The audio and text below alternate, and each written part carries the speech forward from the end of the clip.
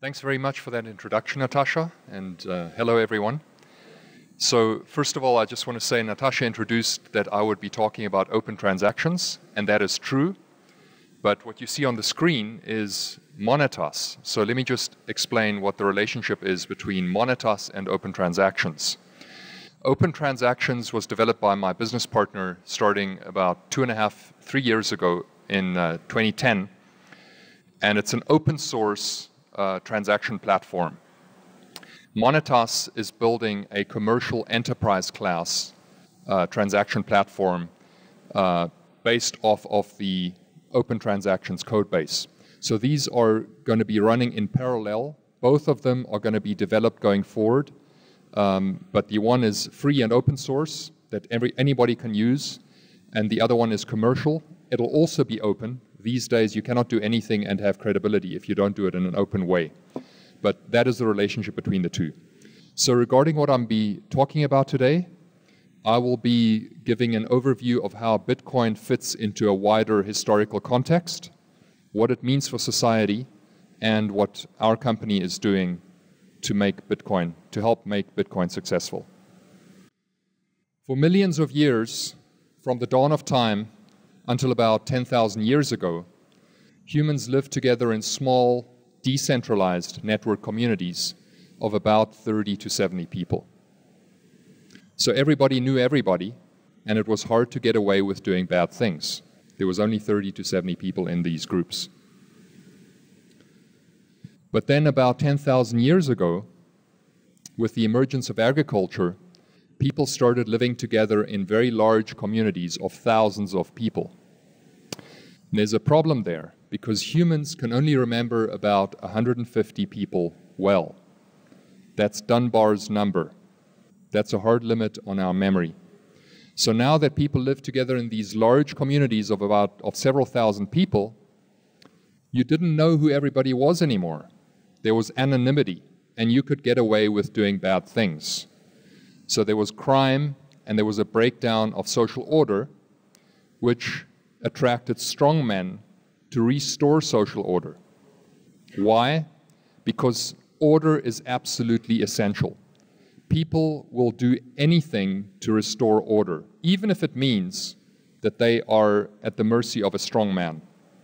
There's many examples of this right through history. The most recent, one of the recent ones is Russia.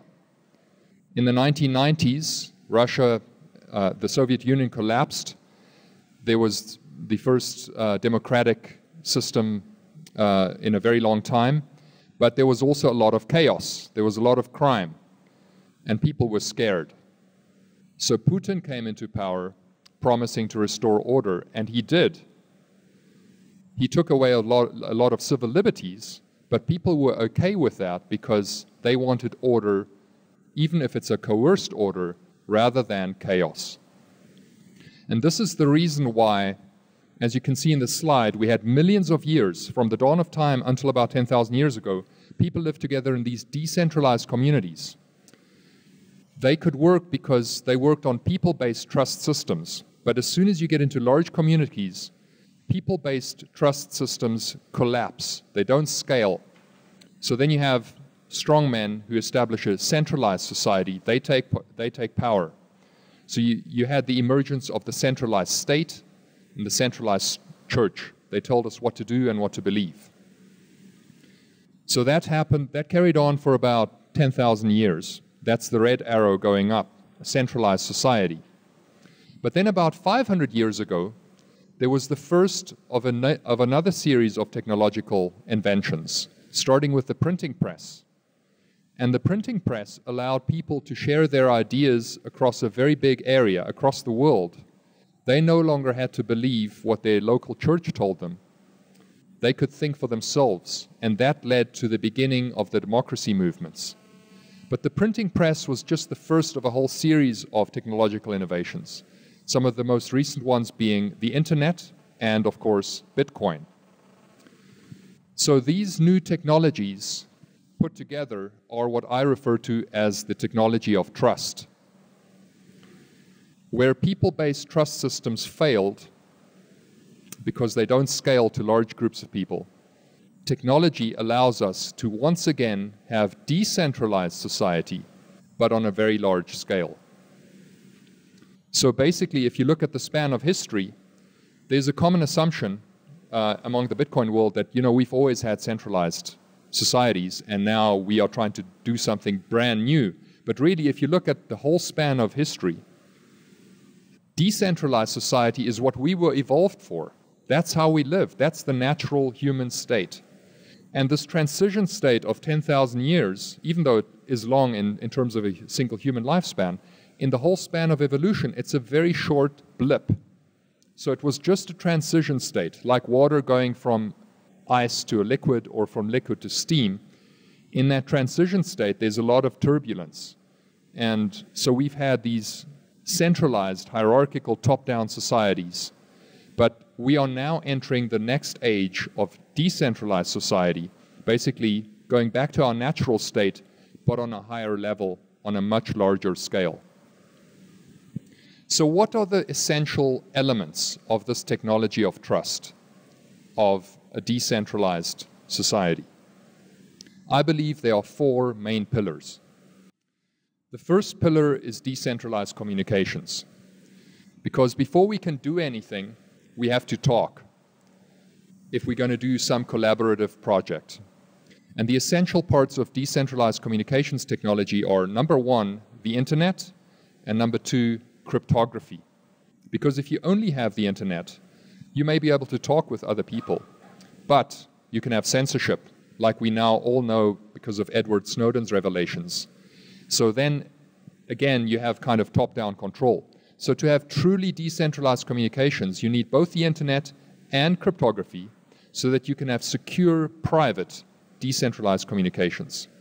So those technologies are in place now, and they are being rolled out by various companies. So that's the first pillar, decentralized communications.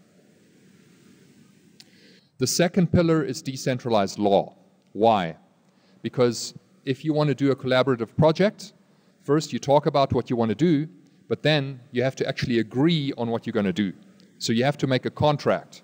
You're going to do that, you're going to do that, and we're going to pay each other this way or split the profits in a certain way, etc. So for that, you need a legal system. Now, the legal systems we are all familiar with are centralized. There's the state that tells us top-down what the laws are, whether we like them or not, whether they are just or not. I've been very interested in this area for a very long time, starting in my teens, and I've been involved in different projects around that. And without going into too much detail, I'll just say that we now have all the essential elements of a completely decentralized legal system, and these are now starting to be put into place in different parts of the world. So that's a very interesting topic. I'd be happy to talk about that with you later. So then, what's the third pillar? Excuse the clicker, it's a little bit temperamental. So first, we talk about what we want to do, then we agree what we want to do, and then we have to actually do it. So then we produce things. So what do I mean with decentralized production?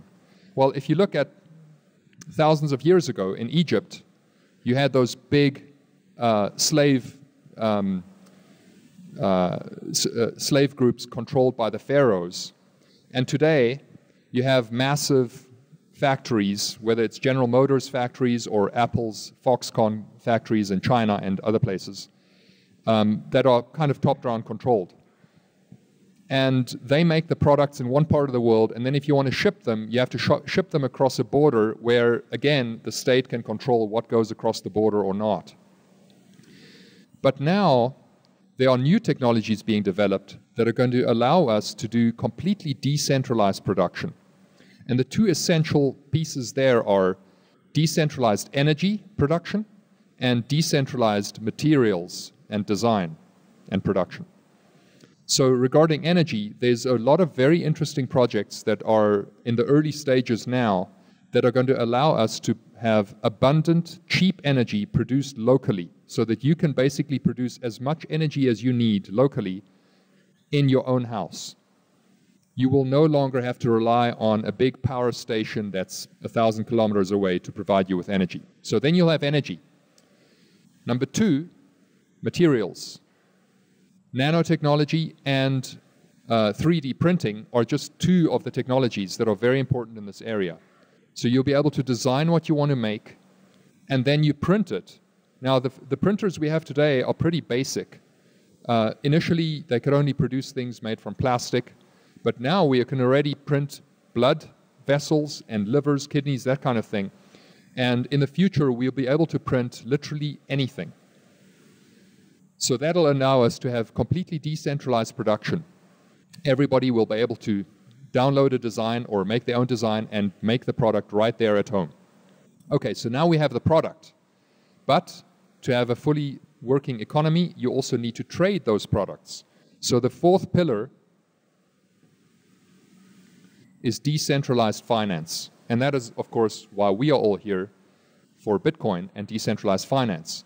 And with decentralized finance, the essential pieces are a non-political currency, decentralized non-political currency, which of course is Bitcoin. But that by itself is not enough. You also need smart contracts and cryptography to allow you to have truly decentralized, advanced, sophisticated financial transactions that are secure and private. So once we have all those four pillars in place, then you have a complete technology of trust that allows you to have large societies of millions and billions of people where you don't know the people on the other side of the world that you're dealing with, but the technology itself generates the necessary trust.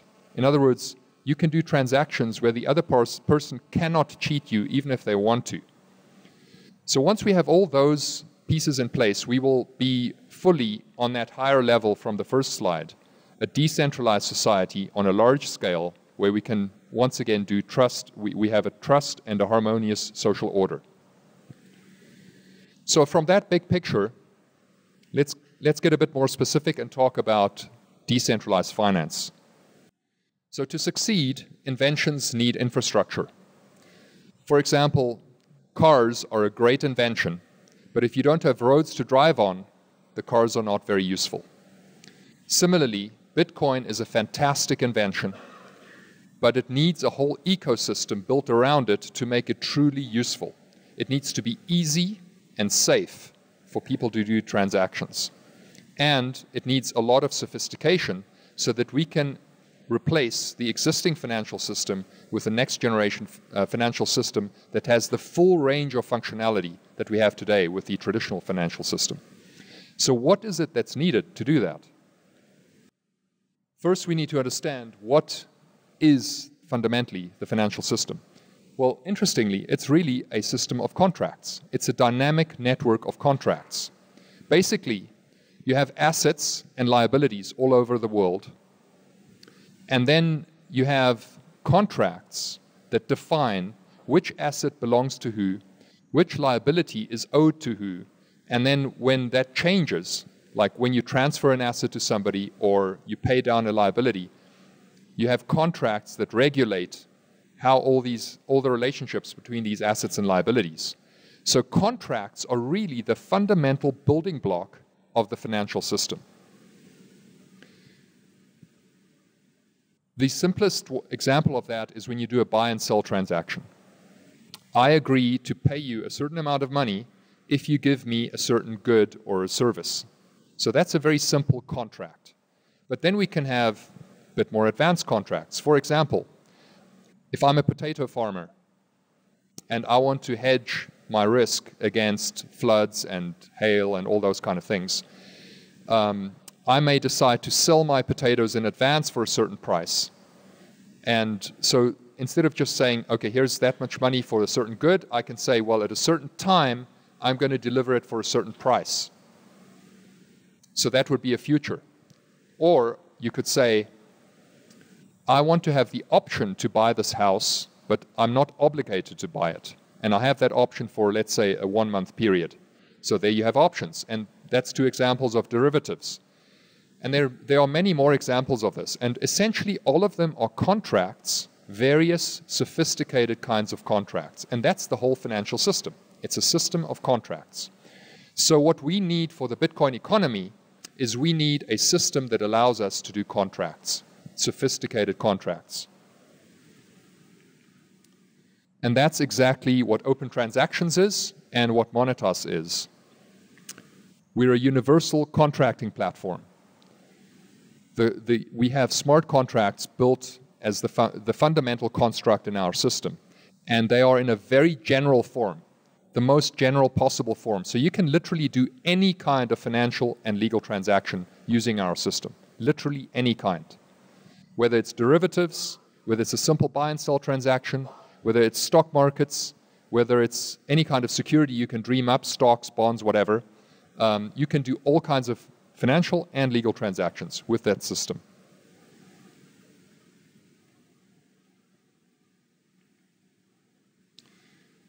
So let's look at some of the things that we need for the Bitcoin economy to succeed.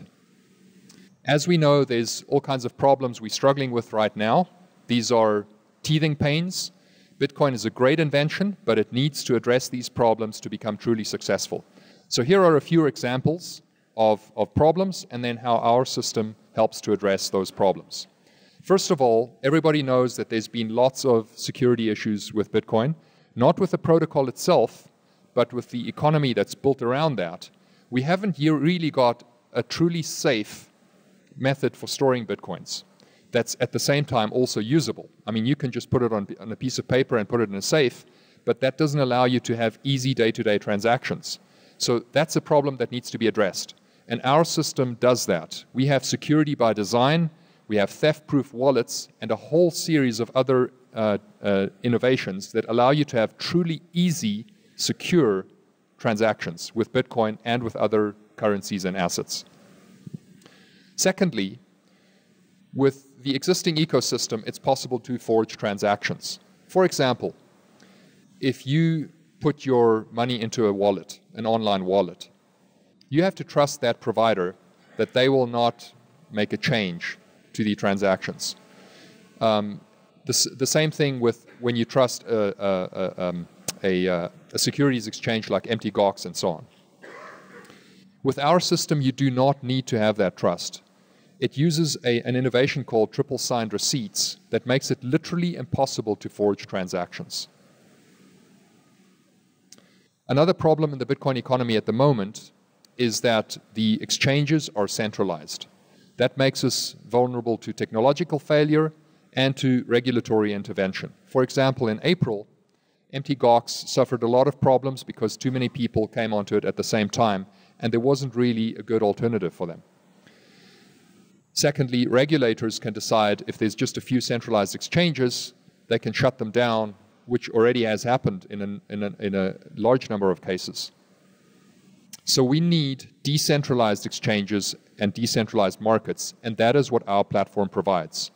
In May of this year, we publicly described how our system allows completely decentralized exchanges.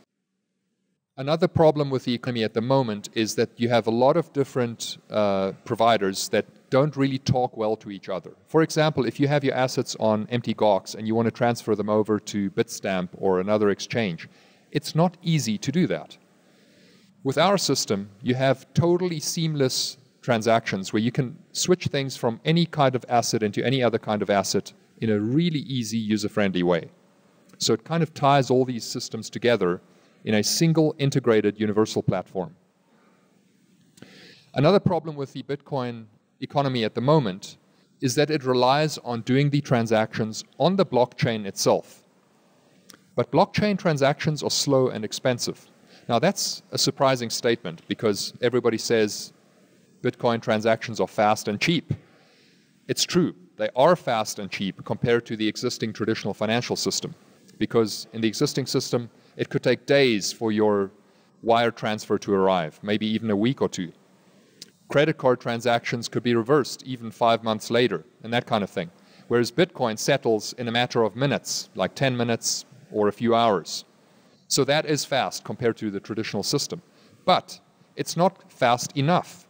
If you go to buy groceries, you can't expect the grocer to wait for 10 minutes or the customer to wait for 10 minutes until that transaction clears. And 10 minutes is optimistic. I mean, some transactions take longer than that, right? If it's a small transaction. We need instant transactions, and our system does that. Our transactions finally settle, in 1/10 of 1 second. That's fast enough that it seems completely instant to a human being.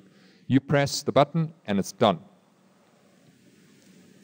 Secondly, Bitcoin transactions are expensive.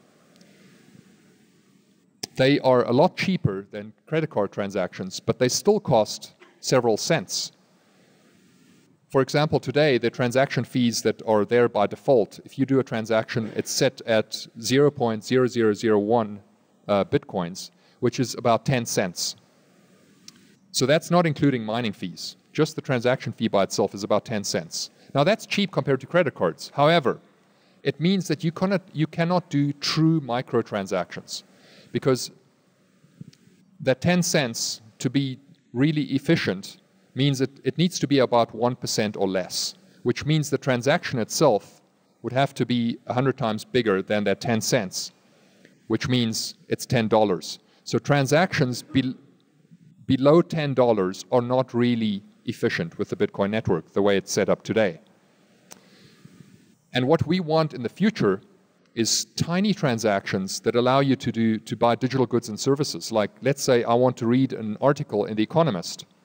I don't want to pay a subscription for $100 a year just to read one article. I want to pay 5 cents for that article, or a fraction of a cent maybe for some other service. In our system, transactions cost 1/10,000th of 1 cent. That is tiny, which means you could do a transaction that is 1/100th of 1 cent. The total transaction value is 1/100th of 1 cent. And the cost of the transaction would still only be 1% of that.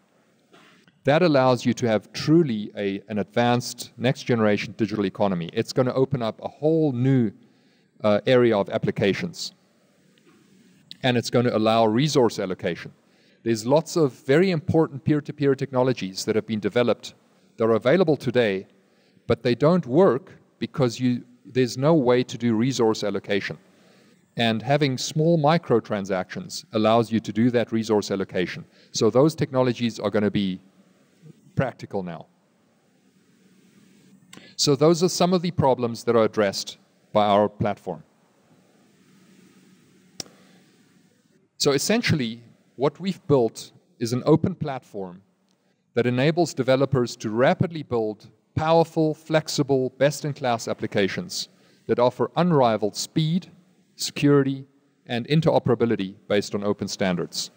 So we're a business-to-business company primarily. Most of what we do is not directly to the consumer.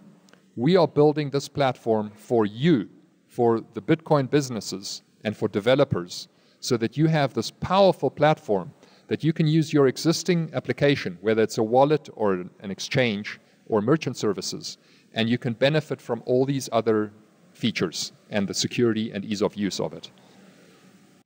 As an enterprise class platform, it offers what you would expect from an enterprise platform.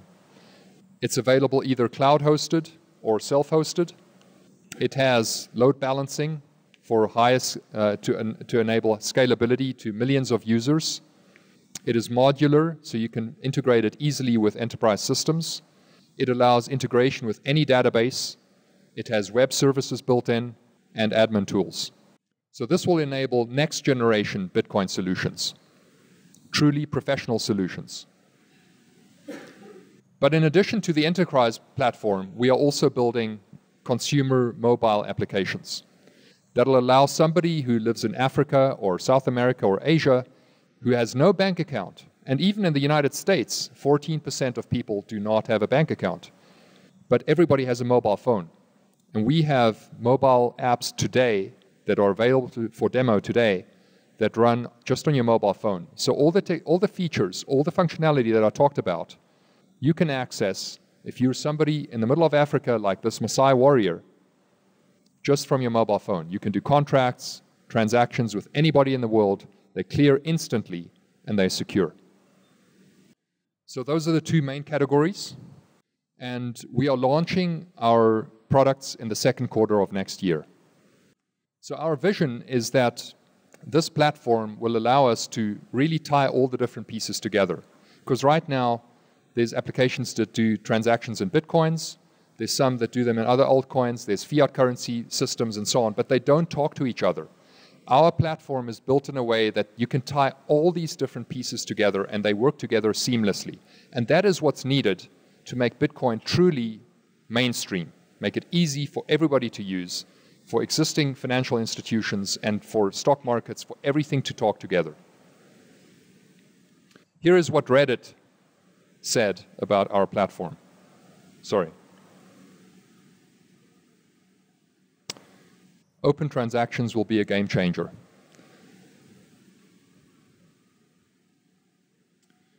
What is our vision for the future?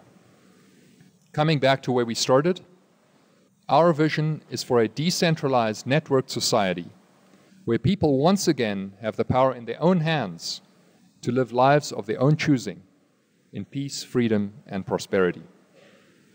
We have a very ambitious long-term vision. It's a very big project, and we need all the help we can get.